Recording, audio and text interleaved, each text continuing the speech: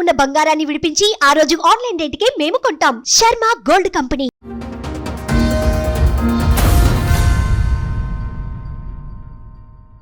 ఒక అమ్మాయితో ఉన్నాడని చెప్పి హైదరాబాద్ లో అని చెప్పి తెలిసింది. అమ్మాయి ఒక ఫోన్ ఖరాబ్ అయిందని అమ్మాయికి ఫోన్ ఇచ్చిపోతే అది ఆన్ అయినాక చూస్తే ఇన్స్టాగ్రామ్ లో ఇవన్నీ ఉన్నాయి.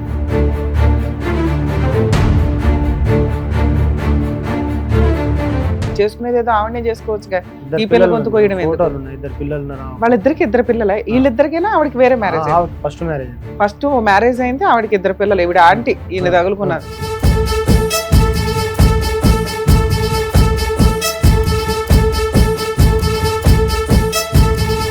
విన్నాడు సార్, అసలే విన్నాడు, మనం చెప్పింది ఏది విన్నాడు. ఇప్పటికైనా మహిళా మండలం కేసులో సిఐ గారు మాట్లాడినా కానీ నేను కేసుకే పోతాను. సిఐ మాట్లాడినా వినలా, మీ పోలీసులు మాట్లాడినా వెంటలా, మీ అడ్వకేట్ మాట్లాడినా వినలా. 3 సంవత్సరాల నుంచి ఇది జిడ్డుగా నడుస్తుంది.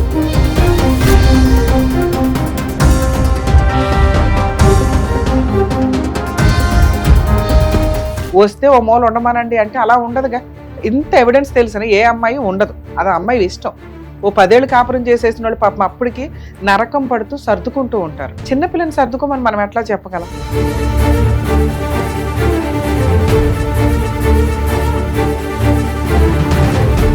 ఎందుకు మమ్మల్ని సతాయిస్తానో తీసుకెళ్తావా లేదా నా బంగారం నాకి అని చెప్పి అమ్మాయి పోయేసరికి అమ్మాయిని కొడుతాను, నేను పోతే వాళ్ళ 5 నన్ను కొడుతాను.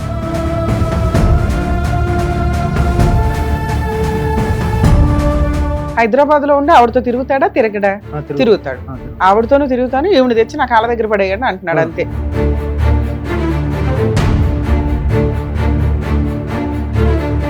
ఆ రోజు కేసు కొట్టేసినాక 2 లక్షలు ఇద్దు, ఫస్ట్ వాళ్ళ బంగారం ఇవ్వను అంటే నేను బంగారం ఇవ్వను, డబ్బు ఇవ్వను, అదే రోజు ఇస్తాను, అన్ని అదే రోజు ఇస్తాను అంటున్నాడు. నోటి మీద సంతకం పెట్టినాక ఇస్తా అంట.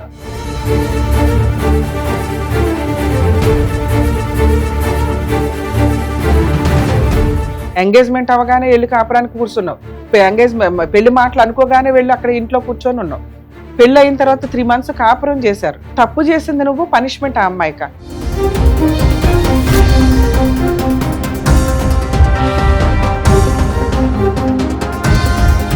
నేను ఇలాగైతేనే ఇస్తాను అన్నాడు అనుకోండి, దానికి తగ్గది మాట్లాడతాను నేను. ఓకే నమ్మవచ్చు సార్ అని ప్రొసీడ్ అవ్వాల్సి వస్తే ప్రొసీడ్ అవ్వండి. తేడా వస్తే నేను వస్తా ఆ కేసు చేయడానికి.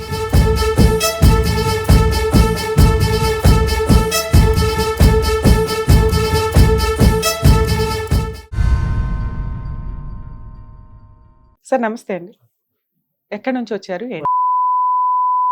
ఓకే సార్, ప్రాబ్లం ఏంటి? సార్ నా పెళ్లి చేసి 4 సంవత్సరాలు అవుతాను సార్. సొంత అక్క కొడుకుకి ఇచ్చిన సార్. ఎవరికి పెళ్లి చేశారు? అమ్మాయి, పెద్ద అమ్మాయి సార్. మీ అమ్మాయి. ఎంతమంది పిల్లలు మీకు? 2 ఆడపిల్లలు. మీకు పెళ్ళి ఎన్ని సంవత్సరాలు అయింది? 22 సంవత్సరాలు. ఓకే, మీరేం చేస్తారు సార్? ఎన్ని ఎకరాలు ఉన్నాయి? అంటే వారసత్వంగా వచ్చిందా, మీరేమన్నా కొన్నారా? వారసత్వంగా వచ్చింది. మీకు 2 ఆడపిల్లలు, అందులో ఒక అమ్మాయికి మేనరికం ఇచ్చి పెళ్లి చేశారా? ఎవరు? మీ అక్క కొడుకు, చిన్న అక్క కొడుకు. ఏం చేస్తాడు అతను? ఏం చేస్తాడు? ఎన్ని ఇయర్స్ బ్యాక్ పెళ్లి చేశారండి? 3 years అయింది. అంటే ఎట్లా మాట్లాడుకున్నారు? ఎందుకు మేనరికం చేయాలని ఎందుకు అనుకున్నారు? బయటికి వెళ్ళడం ఎందుకనా ఏంటి? నాకు 2 ఆడపిల్లలు కాబట్టి మా బావగారు ఏమన్నారంటే, అమ్మాయి వాళ్ళకి 3 కొడుకులు, చిన్న అబ్బాయిని తీసుకెళ్లి ఇల్లేరుకం ఉంచుకో, నీకు కూడా ఎవరు లేరు కదా అని చెప్పి అంటే సరే అని ఒప్పుకున్నాను. వాళ్ళకి 3 మగపిల్లల్లో ఒక పిల్లాడిని నువ్వు ఇల్లరికమే తీసుకెళ్ళరా, నీ మనవాళ్ళు అందరూ ఒకే చోట ఉంటారు కదా, నీకు మగపిల్లలు లేరు కదా అంటే ఓకే మన ఇంట్లో అయితేనే కంఫర్ట్ గా ఉంటదని మీరు ఓకే అనుకున్నారు. ఓకే, ఎంగేజ్మెంట్ పెట్టుకున్నాం మేడం. అబ్బాయి ఇల్లరికం ఉండడానికి ఒప్పుకున్నాడా? మామగారి దగ్గర ఒప్పుకున్నారు. మా దగ్గర ఒక 3-4 నెలలు ఉన్నాడు. 3-4 నెలలు ఎంగేజ్మెంట్ అయిపోయినాక వాళ్ళ నాన్నగారు చనిపోయారు మేడం, కరెంట్ షాక్ కొట్టి. ఎంగేజ్మెంట్ అవగానే మీ ఇంటికి తెచ్చేసుకున్నారు అల్లుడిని?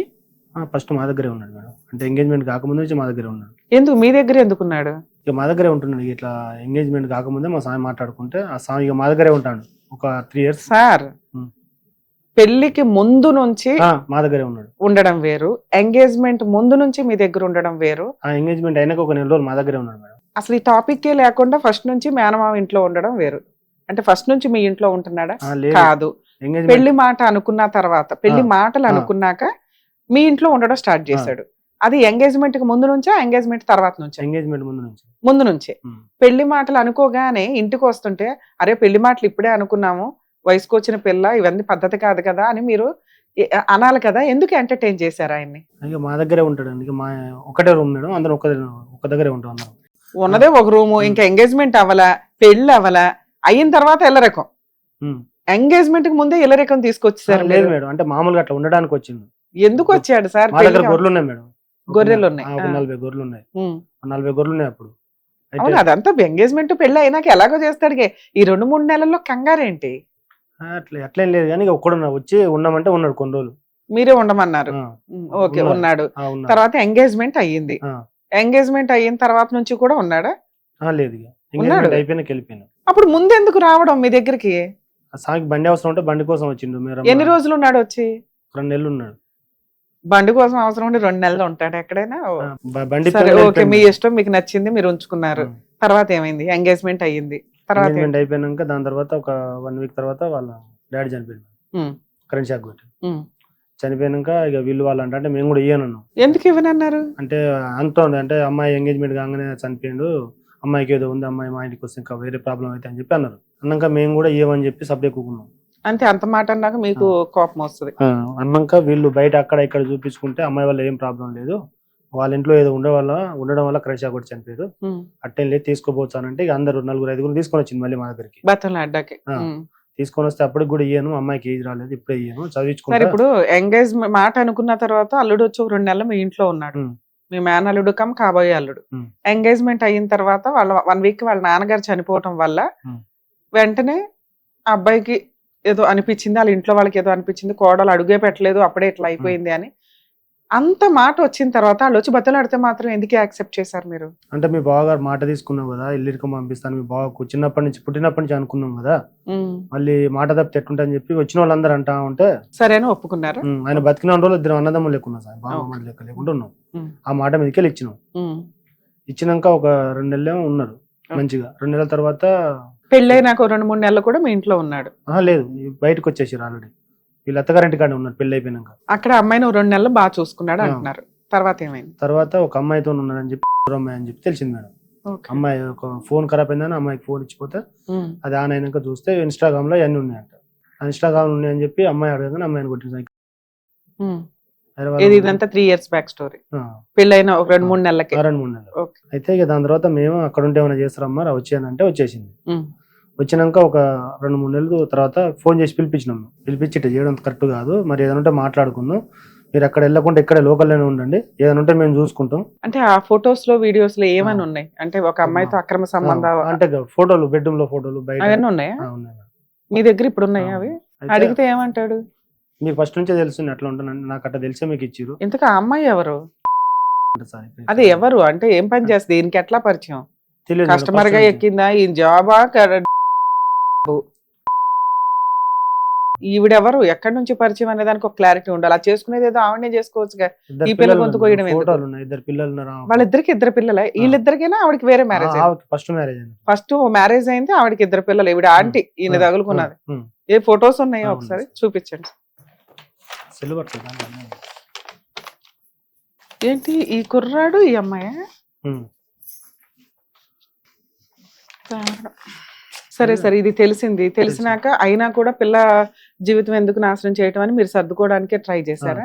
ఆ అబ్బాయి ఏమంటున్నాడు? మీకు తెలిసే నాకు ఇచ్చి పెళ్లి చేశారు, తెలిసే నాకు ఇట్లా ఇచ్చేసారు, నేను ఇట్నే ఉంటాను, నేను ఆవిడతోనూ ఉంటాను, ఈవిడతోనూ ఉంటాను, హైదరాబాద్ లో ఉంటాను, నేను ఊరికి రాను, నేను ఎక్కడుంటే అక్కడ రావాలి. హైదరాబాద్ లో ఉండి ఆవిడతో తిరుగుతాడా? తిరగడా? తిరుగుతాడు. ఆవిడతోనూ తిరుగుతాను, ఈవిడ తెచ్చి నా కాళ్ళ దగ్గర పడేయండి అంటున్నాడు అంతే.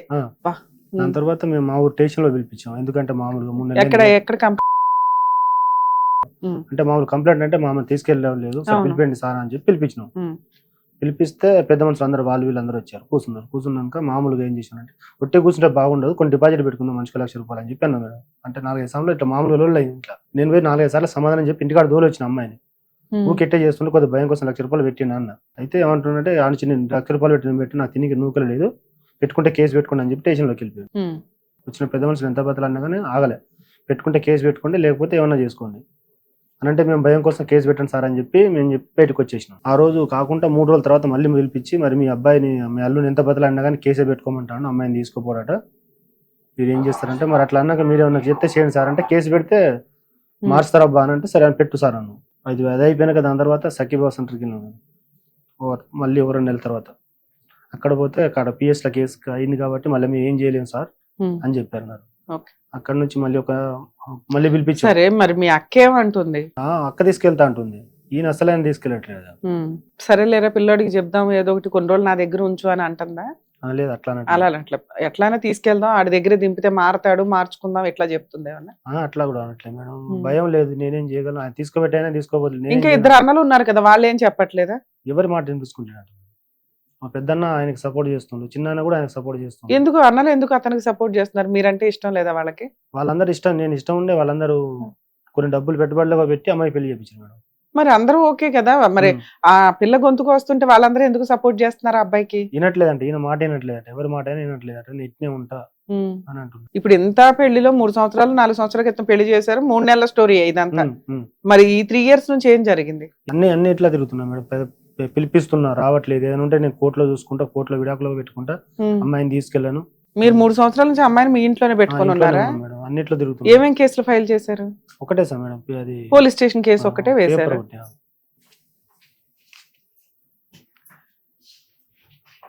దీని తర్వాత పేపర్స్ ఏవి సార్? చార్జ్ షీట్ పేపర్స్ ఏవి? లాయర్ కానీ తీసుకోలేదు మేడం, లాయర్కి ఇచ్చిన. మళ్ళీ ఈ కేసుకి లాయర్ కూడా ఉన్నారా మీకు? పెట్టుకోండి అంటే పెట్టుకున్నాం సార్, మళ్ళీ మాట్లాడినాం, ఎట్లాగా తీసుకుపెట్టట్లేదు కదా అని చెప్పి 2 లక్షలు పెద్ద మనుషులు ఇచ్చి 2023లో పెళ్ళయిందా? 2023 ఫిబ్రవరిలో పెళ్ళయింది. 2024 సెప్టెంబర్ లో పోలీస్ స్టేషన్ లో కంప్లైంట్ ఇచ్చారు. అంటే ఈ మ్యారిటల్ రిలేషన్ ఓన్లీ 3-4 months మీరు చెప్తున్నది. అతనికి ఎక్స్ట్రా మ్యారిటల్ అఫైర్స్ ఉన్నాయి, ఆ అమ్మాయితోనే ఉంటాను, మీరు ఏం చేసుకుంటారో చేసుకోండి అంటున్నాడు. ఎవరి మాట వినట్లేదు. డైవర్స్ కేసు ఏమన్నా వేసాడా అతను? మీకు ఇంకా తెలియదు, ఒకవేళ వేసినా మీకు తెలియదు. మేమే మాట్లాడి వేసుకుందాం అనుకున్నాం మేడం, వేసుకుందాం అని చెప్పి లాయర్లు పెట్టుకున్నాం. లాయర్లు పెట్టుకుంటే కొన్ని సామాన్ ఉంటాయి, మేము పెట్టిన సామాన్ ఉంటే కొన్ని చెప్పిండ్రు. ఇంకా 2 తులాలు బంగారం ఉన్నది, 2 లక్షల రూపాయలు ఇచ్చేటట్టు పెద్ద మనుషులు చేసి సెటిల్మెంట్ కూడా చేశారు. మామూలుగా మాట్లాడితే మమ్మల్ని పిలిచిరు, పోయినాం. రాసుకున్నారు ఏదైనా పేపర్ మీద? మేము ముగ్గురం పోయినాం మేడం. ముగ్గురం పోతే వాళ్ళు ఒక 10 మంది మేము ముగ్గురం ఉన్నాం. ఎందుకు మమ్మల్ని సతాయిస్తానో, తీసుకెళ్తావా లేదా నా బంగారం నాకి అని చెప్పి అమ్మాయి పోయేసరికి అమ్మాయిని కొడుతాను, నేను పోతే వాళ్ళ 5 నన్ను కొట్టింది మేడం. ఎవరు 5? వాళ్ళ బ్రదర్స్, వాళ్ళ అమ్మ కూడా? అమ్మ కూడా, మళ్ళీ వీళ్ళిద్దరు తోటికోడళ్ళు. సో వాళ్ళంతా ఒక గ్రూప్ అయిపోయారు, మీరే నచ్చట్లా. నేను ఇందాక అదే అడిగా. ఇప్పుడు అబ్బాయి మంచోడు కాకపోతే ఓకేనండి, మీ అక్క ఉంది, వాళ్ళ పిల్లలు ఉన్నారు, మిగతా మేనల్లుళ్ళు, వీళ్ళెవరు మీకు ఫేవర్ గా చెప్పట్లేదా అంటే అందరూ నాకు ఫేవర్. ఇప్పుడు మొన్న లొల్లైన కానీ ఆ రోజు నుంచి అంటే ఈ కేసులో వాళ్ళ పేర్లు పెట్టారని వాళ్ళకి కోపం వచ్చిందా? 2 కుట్లు పడ్డాయి మేడం కాలుకు, కత్తితో కొడితే. అది గవర్నమెంట్ హాస్పిటల్ పోతే కూడా రిపోర్ట్ నాకే అది ఇచ్చారు. ఇక్కడ మళ్ళీ కేసు పెడదామని అంటే అమ్మాయి లైఫ్ ఉంది కదా పెట్టకండి అని చెప్పానంటే ఆగిన సిఐ గారు చెప్పింది. మళ్ళీ మర్డర్ కేసు కింద అదంతా స్టార్టింగ్ లో జరిగింది కాబట్టి కాపురం నిలబెట్టుకుందాంలే అన్నట్టు కంప్లైంట్ ఇవ్వాలి. ఒకవేళ ఇచ్చుంటే అది చాలా పెద్ద కేసు, మీరేమో అక్కడ కన్ఫ్యూజ్ అయ్యారు. సరే, ఇన్ని సంవత్సరాల నుంచి అతను డైవర్స్ వేయలే, మీరా అటు ఇటుగా ఏదో కోర్టుల చుట్టూ వెళ్తే టైం వేస్ట్ అనుకుని మీరేదో ఇంటెన్షన్ తోటి ఏ కేసులు ఫైల్ చేయకుండా ఒక police station case, free case కాబట్టి అదొకటి వేసుకుని ఊరుకున్నారు. ఇన్ని సంవత్సరాలు నడిచిపోయింది. మొన్న రీసెంట్ గా కూడా ఏదో సెటిల్మెంట్ చేసుకున్నాం అంటున్నారు, 2 lakhs కి మీ గోల్డ్ మీకు ఇచ్చేసేలాగా. మీ పెళ్లి ఖర్చులు, మీరు కట్నంగా ఇచ్చిన 1 లక్ష రూపాయలు ఇవన్నీ కలిపి 2 lakhs సెటిల్మెంట్. అదేమైంది? అదెందుకు ఫెయిల్ అయ్యి? ఇవ్వట్లేదు. మరి అతను ఒప్పుకున్నప్పుడు ఈ కేసు కొట్టేసినాక ఇస్తా అంటాను. అప్పుడు మీ అడ్వకేట్ ఎక్స్ప్లెయిన్ చేయొచ్చు కదా, ఈ కేసు ఎప్పుడు కొట్టేస్తారు, ఎలా కొట్టేస్తారు? 3 months తర్వాత అన్నా సార్. ఫస్ట్ గోల్డ్ ఇచ్చేయండి 2 లక్షల రూపాయలు, అది పేపర్ మీద మనం నోటరీ రాసుకుని వేసుకున్నాక 3 నెలలకు వస్తుంది.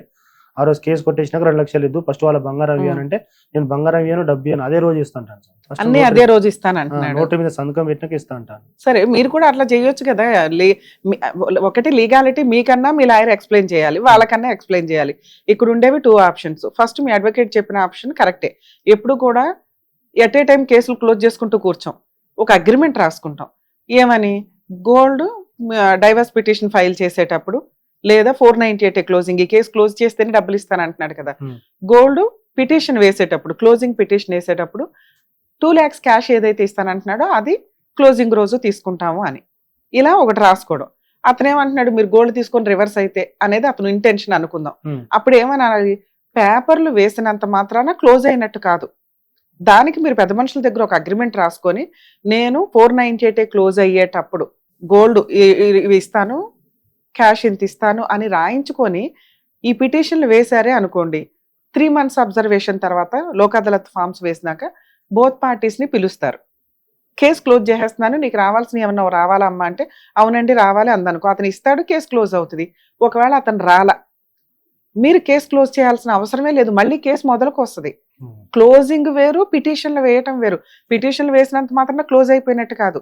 నెక్స్ట్ మీరు ఇట్లా ఒక లెటర్ రాసుకున్న తర్వాత అతను పిటిషన్, మీరు నమ్మి అతన్ని నమ్మి పిటిషన్లు వేశారు, ఎందుకంటే పెద్ద మనుషులు కూడా కింద సంతకాలు పెడతారు కదా విట్నెస్ల కింద.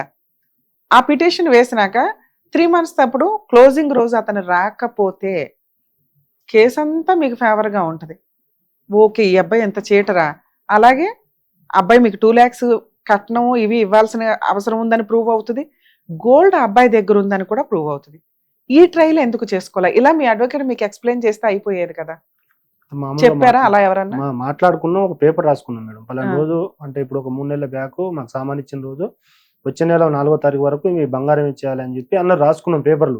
ఆ రోజు సంతకం పెట్టాడు, మళ్ళీ రివర్స్ అవుతున్నాడు అంతేనా? పేపర్ రాసి ఇచ్చినాక దాని తర్వాత మా సామాన్ మాకు కొన్ని ఇచ్చిన బంగారం ఉంది కదా, అప్పటి నుంచి మళ్ళీ ఉల్టా మాట్లాడతాను. ఇప్పుడు మేము కూడా అది బంగారం కోసం తర్వాత తీసుకున్నాం సంతకం పెట్టినాం అనుకోండి, మళ్ళీ ఉల్టా మాట్లాడతాడని మీ భయం. ఇప్పుడు మేము అక్కడ ఉండే ఏం చేయలేకపోతాం సార్. సో ఒక లెటర్ ఆల్రెడీ ఉంది మేడం, అతను గోల్డ్ ఇవ్వాలి అనే దాని మీద అని మీ ఇంటెన్షన్ అన్నమాట. విన్నాడు సార్, అసలే విన్నాడు, మనం చెప్పింది ఏది విన్నాడు. ఇప్పటికైనా మహిళా మండలం కేసులో సిఐ గారు మాట్లాడినా కానీ నేను కేసుకే పోతాను. సిఐ మాట్లాడినా వినలా, మీ పోలీసులు మాట్లాడినా వెంటలా, మీ అడ్వకేట్ మాట్లాడినా వినలా. 3 సంవత్సరాల నుంచి ఇది జిడ్డుగా నడుస్తుంది. లాస్ట్ గా సెటిల్మెంట్ ఎప్పుడు ఆగిపోయింది? సంవత్సరం అవుతుంది. 1 year నుంచి వదిలేసారు, ఎవరి దాన్ని వాళ్ళు ఉంటున్నారు. వెళ్తా ఉన్నాం వస్తున్నాం సాయం రావట్లేదు, సెటిల్మెంట్ కి రావట్లేదు. ఇక్కడికి ఎందుకు వచ్చారు? మీరేమైనా చేస్తారేమో మరి, ఎవరితో అవ్వట్లేదు అని చెప్పి వచ్చింది సార్. ఇప్పుడు నేను సెటిల్మెంట్ అంటే ఎట్లా ఉంటుంది, మేము ఉండి నాది నమ్మండి, నేను నాది హామీ అన్న ప్రాసెస్ లో నడుస్తాం. ఒకటి వాళ్ళు మిమ్మల్ని నమ్మాలి, లేదా మనమే వాళ్ళని నమ్ముతూ లాని ప్రొటెక్టివ్ గా ఉంచుకోవాలి. మీరు నమ్ముతారు సార్, అతనితో నేను మాట్లాడాలి కదా. అదే ఇలా ప్రొటెక్టివ్ గా ఉంచుకున్నప్పుడు ఇన్ కేసు అతను క్లోజింగ్ కి రాలేదే అనుకోండి, మనకి ఇక్కడ ఏం ఫరక్ పడదు, ఆటోమేటిక్ గా వెనక్కి వస్తుంది, కేసు కంటిన్యూ అవుతాం. ఒక్కసారి అలా మా వాల్యుబుల్ టైం చీట్ చేసిన తర్వాత మేము ఊరుకోంగా మిగతా కేసులు వేసుకోవాల్సినవి మీరు వెయ్యాల. మీరేమనుకుంటున్నారంటే కోర్టుల చుట్టూ తిరిగితే టైం వేస్ట్, పిల్లకి ఇంకో పెళ్లి చేయాలా, ఎందుకు వచ్చిన గోలా అనుకుని ఏదో సెటిల్మెంట్ ట్రై చేస్తున్నారు. ట్రై చేయడమే 3 years పట్టేస్తుంది. ఇప్పటికీ మీకు ఒక క్లారిటీ రాలే, స్టిల్ అలాగే ఉంది. అదే మీరు ఇంకొక కేసు వేసినట్టుంటే ఈ సెటిల్మెంట్ కి అది సపోర్ట్ అయ్యేది కదా. మాకెవరు చెప్పలేదు సార్. ఎందుకు చెప్పకుండా ఉంటారు సార్? ఏ సుమన్ టీవీలో ఏ లీగల్ పాయింట్లు చూస్తున్నా అర్థమైపోతుంది కదండి. దీంట్లో ఇప్పుడు మొన్న చూసే నేను చేస్తున్నా సార్, నాకెవరు సార్. అమ్మాయి కదా, ఇంకో అమ్మాయి ఉంది, మళ్ళీ అమ్మాయి కూడా పెళ్లికి వచ్చింది. సార్ ఇక్కడ పెద్ద అమ్మాయికి అన్యాయం జరిగింది, కోర్టులకు వెళ్తే చిన్న అమ్మాయికి పెళ్లి జరగదేమో అనేది తప్పు. ఈ పిల్ల కష్టం ఈ పిల్లది, ఆ అమ్మాయికి వచ్చే సంబంధాలు అమ్మాయివి. ఈ రోజుల్లో మంచి ఆడపిల్లలు దొరక్క మగపిల్లలు సఫర్ అవుతున్నారు. అలాంటిది మీ పిల్లల క్యారెక్టర్ తోటి కరెక్ట్ గా ఉంటే కళ్ళకు అద్దుకొని చేసుకుంటారు. ఫస్ట్ వాళ్ళు ఇట్లా, సెకండ్ వాళ్ళు ఇట్లా అనే ఉండదు. నెక్స్ట్ మీ కేసు వింటుంటే కూడా అర్థమవుతుంది, మీరేమి పీకు తినాలని అనుకోవట్లే, మాకు ఇచ్చారే భయ, మేము మా పని మేము చేసుకుంటాం అనే దాని మీదే ఇక్కడ నడుస్తుంది. 2, మీ దగ్గర అతను తప్పు చేశాడు అనడానికి ఎవిడెన్స్లు ఉన్నాయి. ఊరికే ఆ పిల్లని తీసుకుని వెనక్కి వచ్చేసి కాపురం నాశనం చేయాలని మీరేమీ చూడట్లేదు. సో కాబట్టి మీరు అస్సలు టెన్షన్ పడకండి సార్, చెప్తాను నేను. చూసారు కదా, బయట సంబంధాలు మాక్సిమం అటు 7 తరాలు ఇటు 7 తరాలు చూసి పెళ్లిళ్ళు చేసుకోండి అంటారు. ఎందుకంటే దానివల్ల వాళ్ళ అలవాట్లు, ఆరోగ్య సమస్యలు, ఏమన్నా పిచ్చి పనులు కానీ ఏమన్నా ఉన్నా ముందుగా అంత ఇన్ఫర్మేషన్ తెలుస్తుంది అనే ఉద్దేశంతో కొన్ని రకాల జబ్బులు కూడా వారసత్వంగా వస్తూ ఉంటాయి. ఈ రోజున పరిస్థితి ఏమైపోయిందంటే 7 తరాలు కాదు, కనీసం ఆ ఇంట్లో ఉన్న 7 మనుషుల గురించి కూడా పట్టించుకునే పొజిషన్లో లేదు. ఆ అబ్బాయి మంచోడైతే చాలరా బాబా అని ఒక రకంగా, లేదా అమ్మాయి మంచోళ్ళు అయితే చాలు, వీళ్ళిద్దరూ సంతోషంగా ఉంటే చాలు అనే స్టేజ్కి మానవ సంబంధాలు అనేవి దిగజారిపోతూ వెళ్ళినాయి. ఇందులో గుడ్లో మెల్ల మాట్లాడుకునేది ఇలా మేనరికాలు కానీ ఇట్లా చేసుకుంటున్నప్పుడు సైంటిఫిక్ గా కొంత సపోర్ట్ చేయకపోయినప్పటికీ కొంచెం వీళ్ళ విషయాలకు మనం మాట్లాడితే బయట వాళ్ళని ఎందుకు, మన వాళ్ళే మన ఇంట్లో ఉంటారు ఆడపిల్ల, అలాగే అల్లుడిని ఇల్లరికం తీసుకెళ్ళమని చెప్పి బావగారు ఆఫర్ ఇవ్వడం, ఇవన్నీ కొంత మన ఇంట్లో ఉంటారన్న ఒక్క ఇంటెన్షన్ తోటి పెళ్లిళ్ళు చేయడం అనేది జరిగింది. సొంత మనుషులే అన్యాయం చేస్తే ఈయనకి ఏదైనా కష్టం వస్తే ఆ అక్క మేనల్లుళ్ళు పక్కన ఉండాల్సింది. ఆ కుటుంబం నుంచే ఒక అన్యాయం రావడం వల్ల ఈయనకి వెనకాల బ్యాక్గ్రౌండే లేకుండా అయింది. ఏ కుటుంబం అయితే అతను నమ్మాడో ఆ కుటుంబం వెన్నుపోటు పొడిచినట్టే లెక్క. ఇందులో ఇంకొక భయం, లీగాలిటీ. ఫ్యామిలీ మ్యాటర్స్ ఈ రోజున కోర్టుని దద్దరిల్లేలాగా చేస్తున్నాయి. అన్ని కేసులు పడుతున్నప్పుడు దీనికి ఆల్టర్నేట్ ఏంటి అని ఆలోచించాల్సిన పరిస్థితి న్యాయ కోవిధులకి, లీగల్ డిపార్ట్మెంట్కి, జడ్జెస్కి, సుప్రీంకోర్టు జడ్జెస్కి, లా మినిస్టర్స్కి ఒక సవాల్గా అవుతుందని నేను అనుకుంటున్నా. ఎందుకంటే ప్రతి ఒక్కళ్ళు అమ్మాయి వాళ్ళు మాట్లాడితే అమ్మాయి వాళ్ళు మేము సఫర్ అయిపోయాం అంటారు, అబ్బాయి వాళ్ళు మాట్లాడితే అబ్బాయి వాళ్ళు మేము కుటుంబం సఫర్ అవుతున్నామని. ఫ్యామిలీ మ్యాటర్స్లో ఎవరి దృష్టిలో వాళ్ళే సఫర్ అవుతున్నట్టు లెక్క. బ్యాలెన్స్డ్గా బిహేవ్ చేయాల్సిన పరిస్థితి. అలాంటిది కొన్ని సంఘటనల వల్ల కానీ, కొన్ని ఇన్సిడెంట్లు ఏవైతే రిపీటెడ్గా సంవత్సరాల తరబడి జరిగినాయో, లేడీస్కి ఇంకొంచెం ఫేవరబుల్గా చట్టాలు రావటం వల్ల కేసులు వేసేస్తూ వస్తున్నారు. ఆ కేసులు వేయటం వల్ల న్యాయం చేయడం కష్టం అయిపోతుంది. అంటే కాల్ వర్కే మోర్ దెన్ 100 కేసెస్ కాల్ వర్క్లో నడుస్తున్నాయంటే హాఫ్ డే కేసులు పిలవడానికే సరిపోతున్నట్టు లెక్క. సో ఫ్యామిలీ మ్యాటర్స్ ఫైల్ చేసేటప్పుడు కొంచెం ఆలోచించుకోండి, హానెస్టీ కేసులే ఫైల్ చేయండి. నిజంగా ఫైల్ చేయాల్సి వచ్చిన చోట ఇట్లాంటి వాళ్ళు ఫైలింగే చెయ్యట్ల. ఏమంటే కోర్టులకు వెళ్తే టైం పడుతుంది కాబట్టి పెద్ద మనుషుల్ని వీళ్ళని పట్టుకొని ఏదో ట్రై చేస్తున్నారు. పైగా ఈయన కొంత ఉన్నంతలో మెచ్చుకోవాలండి, పోలీస్ స్టేషన్లో కొంచెం మ్యాక్సిమం ట్రై చేసినట్టే లెక్క. ఏం చేసుకుంటారో చేసుకోండి అనే స్టేజ్కి ఈ రోజున రెడ్ హ్యాండెడ్గా ఇంత ఎవిడెన్స్తో తప్పు చేసిన మేనల్లుడు మాట్లాడుతున్నాడంటే ఏం మాట్లాడాలా? ఈవిడ ఎవరికో పెళ్ళయ్యి 2 పిల్లలు ఉన్నారట, ఈవిడ్ని నేను వదలను అనే స్టేజ్లో అతను సొంత మేనకోడు పెళ్లి చేసుకున్న మేనమామ కూతుర్ని, మరదల్ని 3 months కాపురంలో వదిలేసి ఏం చేసుకుంటావో చేసుకో అనే స్టేజ్లో ఉన్నాడు. వీళ్ళ తప్పు ఏమన్నా ఉందా అంటే వీళ్ళు ఏమైనా కొట్టారా, గసిరారా, తిట్టారా? ఏమీ లేవు. ఇలాంటి పొజిషన్లో లా ఏం చేయగలదు? లీగల్గా ఇట్లాంటి వాళ్ళు సఫరర్స్ కింద లెక్క, విక్టిమ్స్ కింద లెక్క. ఇలాంటి వాళ్ళు డొమెస్టిక్ వైలెన్స్లు, మెయింటెనెన్స్లు వేస్తే ఆ కోర్టుల చుట్టూ తిరగలేకన్నా అతనికి బుద్ధి వచ్చేది. పాపం ఆయన ఏం చేస్తున్నాడంటే అక్కడ ఉన్నది మన కుటుంబమే కదా అని ఉన్నంతలో సెటిల్మెంట్లు చేయడానికి చూస్తే ఈ మాత్రం బేసిక్ ఎక్స్పెన్సెస్ మీకు అది కష్టం అయ్యి ఉండొచ్చు. కానీ ఒక ఆడపిల్ల జీవితం, ఎంగేజ్మెంట్ అవగానే వెళ్ళి కాపురానికి కూర్చున్నావు, పెళ్లి మాటలు అనుకోగానే వెళ్ళి అక్కడ ఇంట్లో కూర్చొని ఉన్నావు, పెళ్ళి అయిన తర్వాత 3 months కాపురం చేశారు, తప్పు చేసింది నువ్వు, పనిష్మెంట్ ఆ అమ్మాయిక. ఇవి చాలా దారుణం. ఇలాంటి వాళ్ళు కొంచెం లీగాలిటీని వాడుకుంటే బెటర్ అనేది నా ఉద్దేశం. సార్ మీరు తెలియని తనం అని నేను అనుకోవట్లేదు, ఎందుకంటే మీరు మంచి పనులు చేసుకుంటూ వెళ్ళారు ఉన్నంతలో. రెండో విషయం ఇందాక నేను ఎక్స్ప్లెయిన్ చేశాను, మీ పెద్ద అమ్మాయి కాపురం యొక్క ఎఫెక్ట్ రెండో అమ్మాయి మీద పడదు.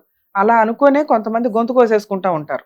అంటే అమ్మో లీగల్గా వెళ్ళటం ఎందుకు? తప్పు చేసిన వ్యక్తికి పనిష్మెంట్ పడాల్సిన టైంలో పడకపోతే విచ్చలవిడిగా ఆడపిల్లలు మోసం చేసుకుంటూ వెళ్తున్నట్టే లెక్క. నిన్న మొన్నటి దాకా మిగతా మేనల్లుడు మీకు ఫేవర్గా ఉండి, ఏ అక్క అయితే పెళ్లి చేసి అరే బావ చివరి కోరికరా అన్న ఆవిడ కనీసం వాళ్ళిద్దరిని కాపురం చేయించాలన్న బేసిక్ సెన్స్ కూడా వాళ్ళకి లేదు. వస్తే ఓ మూల ఉండమానండి అంటే అలా ఉండదుగా. ఇంత ఎవిడెన్స్ తెలిసిన ఏ అమ్మాయి ఉండదు, అది అమ్మాయి ఇష్టం. ఓ 10 ఏళ్ళు కాపురం చేసేసిన వాళ్ళు పాపం అప్పటికి నరకం పడుతూ సర్దుకుంటూ ఉంటారు. చిన్నపిల్లని సర్దుకోమని మనం ఎట్లా చెప్పగలం? మేబీ అలా చెప్దామన్నా కూడా కనీసం అయిపోయిందిరా ఇప్పుడు రా ఇక్కడ ఉండి ఇది వర్క్ చేసుకో అంటున్నా కూడా నేను హైదరాబాద్లోనే ఉంటాను, నేను అలాగే తిరుగుతానని కరాఖండిగా చెప్తున్న వ్యక్తి ఇతను. ఇలాంటి వాడి గురించి లీగల్గా వెళ్ళి పర్ఫెక్ట్ పనిష్మెంట్లు ఇవ్వడం అనేది చాలా బెటర్. ఎందుకంటే మీరు ఒకవేళ కేసులు వేసుంటే పర్ఫెక్ట్గా ఆ 2 లక్షలు ఏవైతే చెప్తున్నారో లాయర్ ఖర్చులకే అయ్యేవి. కనీసం ఆ ఇంట్లో వాళ్ళన్నా ఇంత డబ్బులు వేసుకొని కూర్చొని గోల్డ్ తందే కదా, తన గోల్డ్ తనకి ఇచ్చేసే అని చెప్పొచ్చు. ఎక్కడా వాళ్ళు తగ్గట్లా, మిమ్మల్ని తగ్గేలాగానే చేస్తున్నారు తప్ప. తగ్గినా పర్వాలేదు, పీడ వదిలించుకుందామంటే. కానీ వీళ్ళు ఎంత తగ్గితే అంత అంటే అట్లా ఇంకా పాతాళంలో నొక్కేస్తున్నట్టే లెక్క. సార్ ఫస్ట్ నేను ఒకసారి ఫోన్ మాట్లాడతాను సెటిల్మెంట్కి. ఇన్ కేస్ అతను రీజనబుల్గానే ఉన్నాడు అని అనిపిస్తే ఎలా చేయాలో, ఎలా క్లోజ్ చేసుకుంటే బెటరో చెప్తా. ఒప్పుకోలేదు, అతను ఏదో తేడాగా ఉన్నాడంటే నా రిక్వెస్ట్ అనుకోండి, మీ అడ్వకేట్ తోటి డొమెస్టిక్ వైలెన్స్ కేసు ఒకటి వేయించండి. అయితే అయిన ఖర్చులు, ఎందుకంటే మీకు ఇచ్చే డబ్బులే అతనికి లాయర్ ఖర్చులు అవుతాయి. ఇంకో 2-3 సంవత్సరాలు తిరుగుతాడు. ఇప్పుడు మనకు అర్జెంట్ ఏం లేదు, పిల్ల పాపం ఆల్రెడీ బాధలోనే ఉంది, చూస్తుంటేనే చాలా. ఇట్లాంటి వాళ్ళకి కొంత పనిష్మెంట్ ఇవ్వాలి. నిజంగా సఫర్ అవుతున్న జెంట్స్ ఏమో అనవసరమైన కేసుల చుట్టూ తిరిగి సఫర్ అవుతున్నారు. ఇలా తప్పు చేసిన వాళ్ళేమో మీలాంటి వాళ్ళు దొరుకుతారు. అదేంటో నాకు అర్థం కాదు. నేను నన్ను ఏం చేయలేకపోతారని చెప్పి ధీమా ఉంది సార్. అసలు ఎందుకు ఏం చేయలేకపోతున్నారు? ఈ రోజు అన్ని free సర్వీసులే.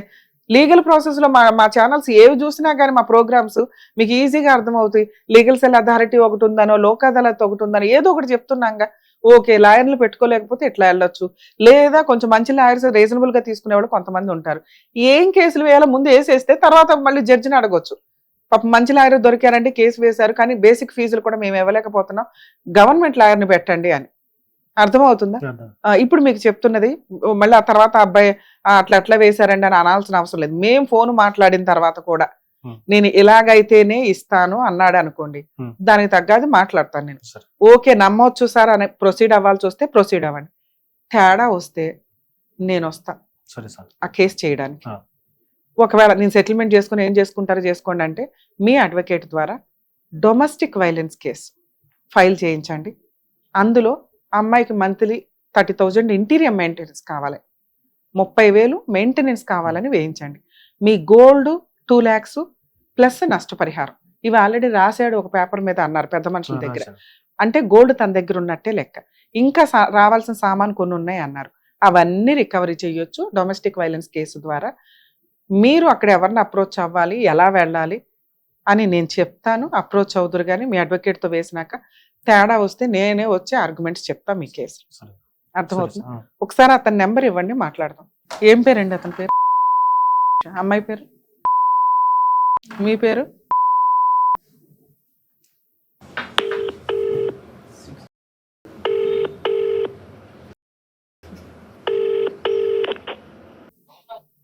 Hello. This call is now being recorded. బా వెరీ గుడ్ నాన్న. కాల్ రికార్డ్ మేము చేద్దాం, మీరు చేద్దరు కానీ. అడ్వకేట్ రమ్యాని మాట్లాడుతున్నానండి, సుమన్ టీవీ నుంచి. చెప్పండి మేడం. మీ మామగారు మీ వైఫ్ గారు ఇక్కడికి వచ్చారు గారు, ఏదో మ్యాటరు సెటిల్మెంట్ దాకా వెళ్ళి ఆగిపోయిందంట, ఏమైంది, ఎందుకని ఆగిపోయారు? స్వామి నేను భిక్షలో ఉన్నాను, మళ్ళీ కాల్ చేయాలి సార్. Okay thank you. మళ్ళీ చేస్తాం సార్, మీరు ఫ్రీ అయినాక ఫోన్ చేయండి ఒకసారి. ఓకే స్వామి నేనే చేస్తాను. ఓకే అండి. ఓకే. అందరినీ కలుపుకుంటాడు. వాళ్ళ పెద్ద అన్నను, చిన్న అన్నను, వాళ్ళ మమ్మీని, వాళ్ళ ఊరు సర్పంచ్ అందరి ఫోన్ కలుపుతాడు. ఇప్పుడు ఈ టైంలో ఏంటి సార్ మాల? మీరు ఏం మాల అది? అంజనేయ. అంటే ఎన్ని రోజులు వేస్తారు అట్లా? ఇది 41. ఇప్పుడు అతను కూడా ఆ మాల్లోనే ఉన్నాడా? సో ఈ టైంలో అయితే అబద్ధం చెప్పాలి. అందుకే సో ఇది పర్ఫెక్ట్ టైం. ఇంకెన్ని రోజులు ఉంది మీరు ఇతను మాల గానీ? 20 days ఉంది. 15 రోజుల్లో వెళ్ళిపోతాం. మాల అంటే ఒక మాల వేసారు అంటే కనీసం దేవుని నమ్ముతారు అని, మంచి చెడుని నమ్ముతారు అని. ఈ టైంలో నేను గట్టిగా మాట్లాడలేను. అతను ఒకవేళ అడ్మిట్ అయితే పర్ఫెక్ట్ గా సెటిల్మెంట్ అయిపోయే ప్రాసెస్. మళ్ళీ అతను మాట్లాడి ఇప్పుడు రికార్డే అవ్వాలని సార్, రికార్డ్ అయితేనే హెల్ప్ చేస్తాం అనేది ఎక్కడా లేదు. అతను ఆల్రెడీ రికార్డు పెట్టుకుంటున్నాడు కాబట్టి ఇంకా పర్ఫెక్ట్ గా ఉంటుంది. ఇన్ కేస్ అతను ఫోన్ చేసినా నేను మళ్ళీ మాట్లాడతాను. లీగల్ ప్రాసెస్ వినండి.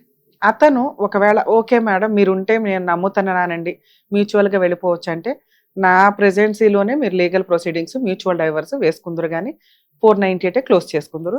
నేను హామీ ఉంటా అతను పర్ఫెక్ట్ గా ఉన్నాడని నాకు అనిపిస్తే. ఇన్ కేస్ అనిపించకపోతే మీరు మీ అడ్వకేట్ ద్వారా డొమెస్టిక్ వైలెన్స్ కేసు విత్ దీంతో వెయ్యండి సార్. ఎప్పుడన్నా కష్టం అనిపించింది, ఇది ఇంకెక్కడ అవ్వట్లేదు మేడం అనిపిస్తే మా వాళ్ళకు ఒక్క ఫోన్ చేస్తే నేను వచ్చి మీకు సర్వీస్ చేసి పెడతాను. ఎందుకంటే నన్ను నమ్మి, న్యాయ వేదికను నమ్మి, సుమన్ టీవీని నమ్మి మీరు ఇక్కడ దాకా వచ్చారు కాబట్టి. ఇది నిజాయితీ కేసు, హానెస్టీ కేసు అని నాకు అనిపించింది కాబట్టి మీ కేసులు అంటే ఎంతవరకు ఒప్పుకునే వాళ్ళం చేసి చాలా సఫర్ అవుతున్నాం సార్. ఎందుకంటే మా ప్రాక్టీస్ మాకు ఉంటుంది. ఈ ఫ్రీ సర్వీసులు అనే దానికి గవర్నమెంట్ నుంచి లీగాలిటీ నుంచి ఉన్నా కూడా రమ్య గారు వస్తే బాగుంటుంది అనుకుంటే అన్ని చోట్లకి మేము వెళ్ళలేం కదా. ఇది కొంచెం హానెస్టీ కేసు అని అనిపించింది నాకు. మీరు పర్ఫెక్ట్ గా ఉన్నారు, అబ్బాయి తప్పు చేశాడని నేను ఫీల్ అవుతున్నాను, వదిలిచ్చేసుకుందామని అనుకుంటున్నాం కాబట్టి 90% 80% క్లైమాక్స్ లో ఉంది. ఆ 90% 2 years నుంచి నడుస్తుంది.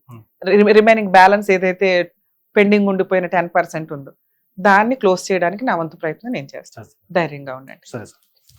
లీగల్ ప్రాసెస్ అనేవి చాలా వరకు ఆలోచించండి. నిజాయితీ కేసులు ఫైల్ చేస్తే నిజంగా సఫర్ అవుతున్న ఇట్లాంటి విక్టిమ్స్ కి ఎవరైతే ఉన్నారో వాళ్ళ కేసులు కాస్త ముందుకు రావడం, ఫాస్ట్ గా అవడం అనేది కామన్ గా జరిగింది. మహిళలు ఉన్నాయి కదా అని చెప్పి అనవసరంగా జెంట్స్ మీద ఫైల్ చేయడం, నిజంగా వేయాల్సిన అమ్మాయిలు ప్రాపర్ గా పాపం లీగల్ గా వెళ్ళలేకపోవడం అనేది జరుగుతుంది. అలాగే లీగాలిటీలో డిలే ఉండడం వల్ల వెయ్యాలి కేసులు, న్యాయం కోసం ముందుకెళ్దాం అనుకున్న వాళ్ళు కూడా వెయ్యలేకపోతున్నారు. కొంచెం లీగల్ కేసులు ఫాస్ట్ గా అయ్యేలాగా డెసిషన్స్ తీసుకుంటూ, తప్పు చేసిన వాళ్ళు కోర్టుల చుట్టూ తిరగడం కాకుండా కాంపెన్సేషన్స్ ఎంతో కొంత ఇచ్చి సెటిల్మెంట్ చేసుకోవడానికి వెళ్తే మిగతా టైం అన్నా బాగుంటుంది. మాలలు వేసుకున్నారు, కొంచెం నిజాయితీగా ఉండండి. అలాగే తప్పు చేసేసినాక మాల వేసుకున్నంత మాత్రాన ఇది అవ్వదు. ఒక ఆడపిల్ల ఏడుపు ఎప్పుడు తగులుతుంది. ఇది కొంచెం ఆలోచించుకుంటే బాగుంటుంది.